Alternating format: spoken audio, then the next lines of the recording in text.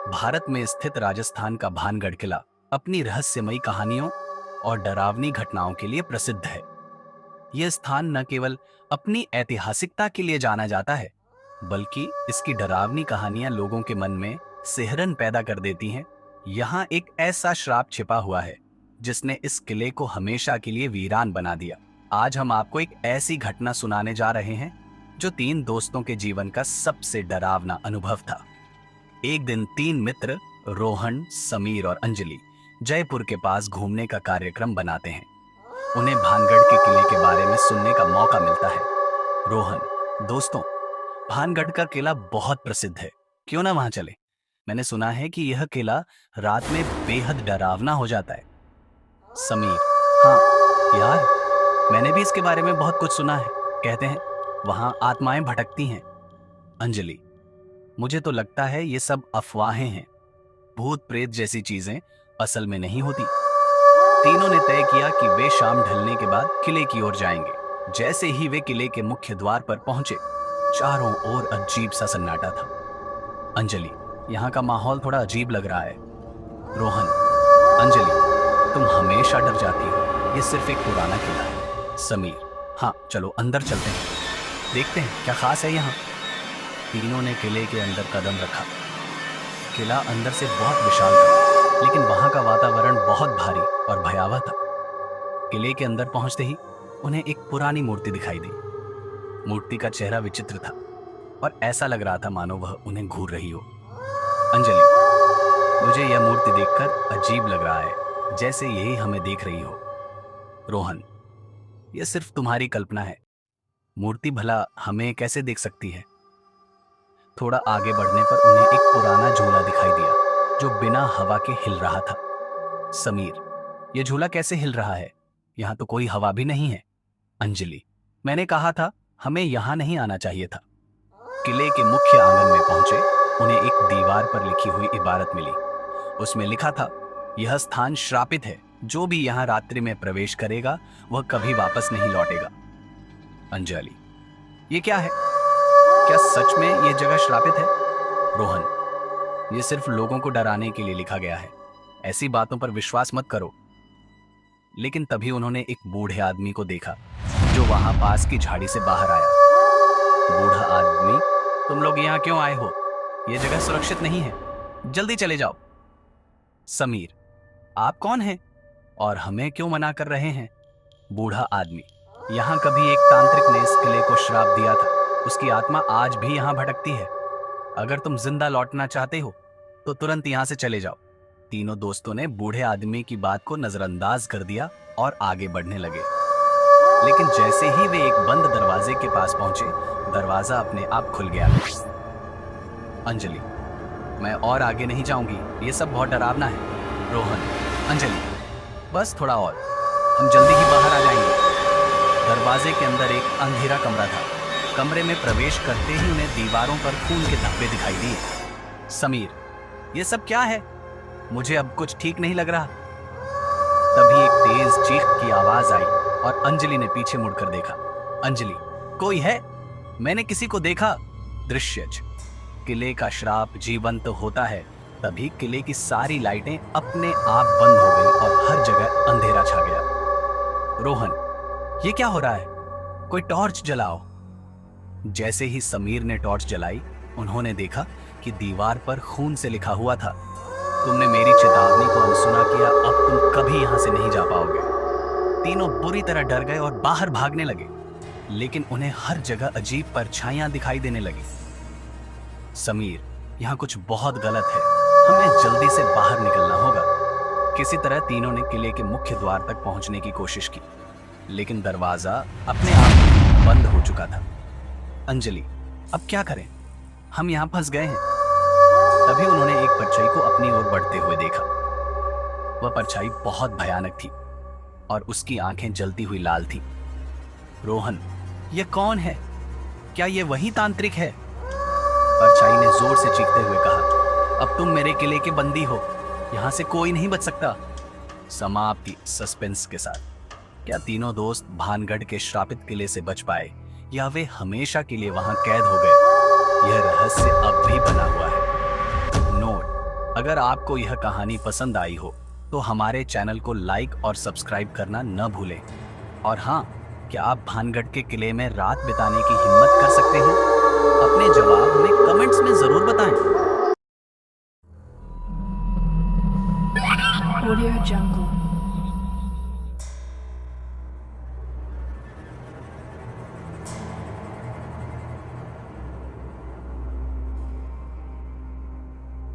नमस्ते दोस्तों, क्या आप तैयार हैं एक ऐसी कहानी सुनने के लिए जो आपकी नींदें उड़ा देगी? ये कहानी सिर्फ डरावनी ही नहीं बल्कि सच्ची भी है। आज मैं आपको ले चलूंगा विक्रम हवेली, जहां रातें काली और आत्माएं भूखी है। आरव और आरती की ये कहानी आपको सच्चाई और वहम के बीच चुनने पर मजबूर कर देगी। तो अपनी हिम्मत बांध लीजिए, क्योंकि ये सफर बहुत लंबा और खतरनाक होने वाला है।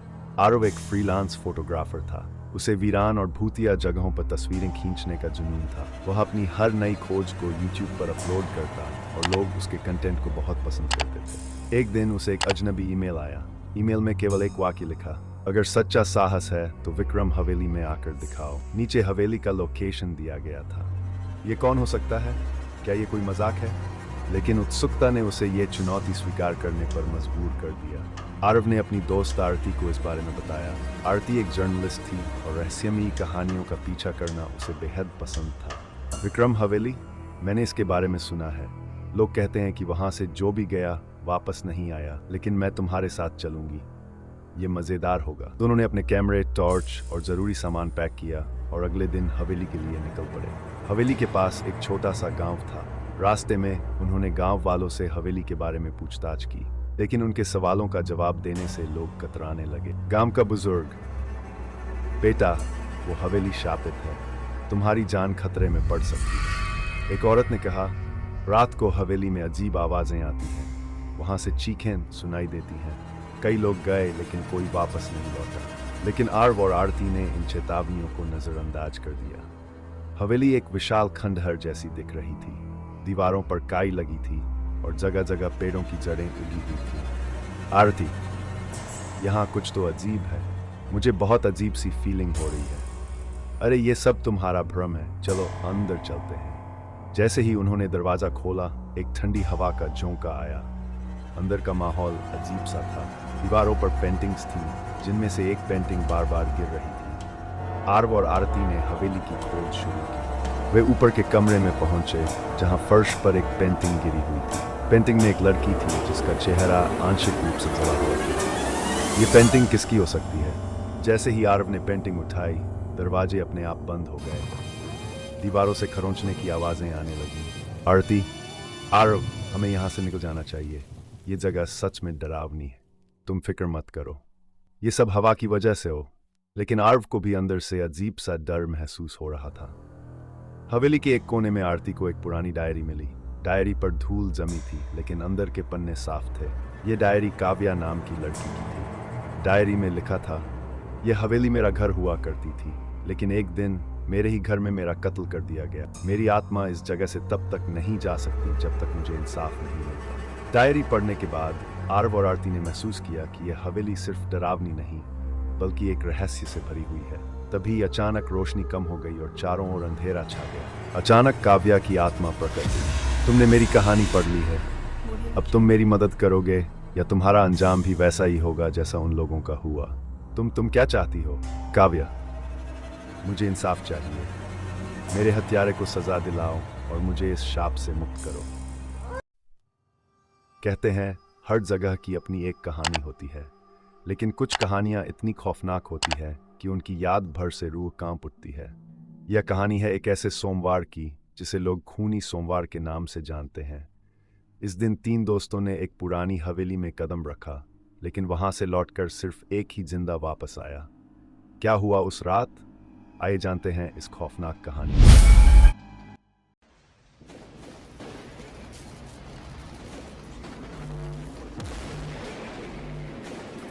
सुमित, प्रिया और राहुल तीनों बहुत अच्छे दोस्त थे।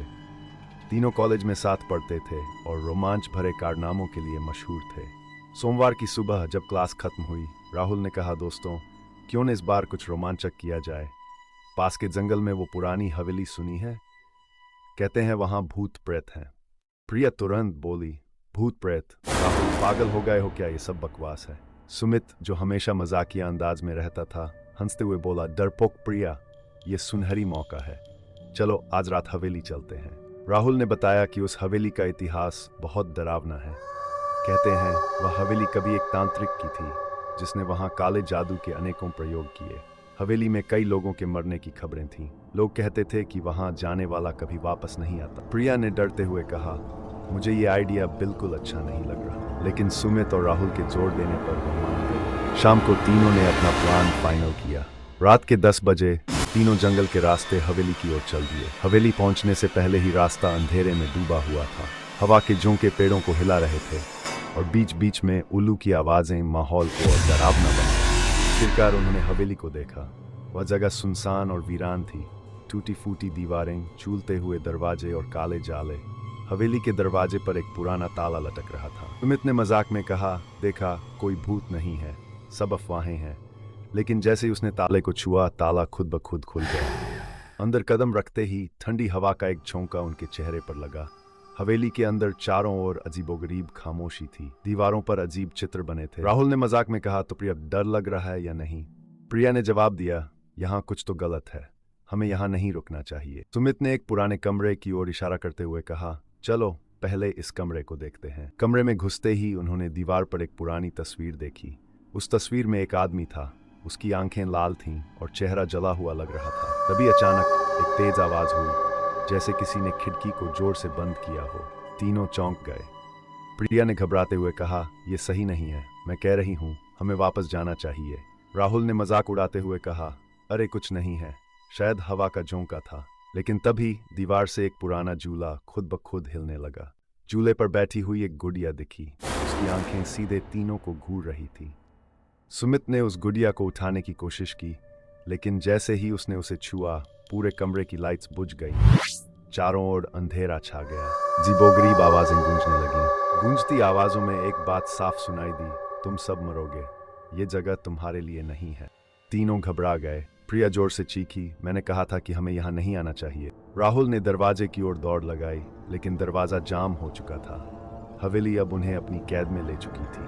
अचानक सुमित ने देखा कि राहुल के पीछे एक परछाई थी और चीखते हुए बोला, राहुल पीछे देख। लेकिन इससे पहले कि राहुल पलट पाता, वह परछाई उस पर चिपट पड़ी। राहुल ने मदद के लिए चिल्लाने की कोशिश की, लेकिन उसकी आवाज दब गई। वह गायब हो गया। सुमित और प्रिया अब केवल 2 बचे थे। उन्होंने भागने की कोशिश की, लेकिन हवेली का हर दरवाजा बंद हो चुका था।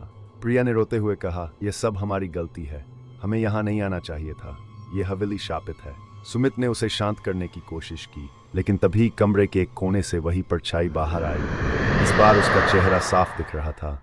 वह वही आदमी था जो तस्वीर में था। उसकी जलती हुई आंखें सुमित और प्रिया को देख रही थीं। प्रिया ने किसी तरह हिम्मत जुटाई और अपने फोन से पुलिस को कॉल किया, लेकिन कॉल कट गया। तभी हवेली के पीछे से एक दरवाजा खुला। प्रिया ने सुमित से कहा, जल्दी चलो, बाहर निकलने का रास्ता मिल गया। लेकिन जैसे ही वे दरवाजे के पास पहुंचे, सुमित को वही परछाई खींचकर अंदर ले गई। उसकी चीख हवेली में गूंज उठी।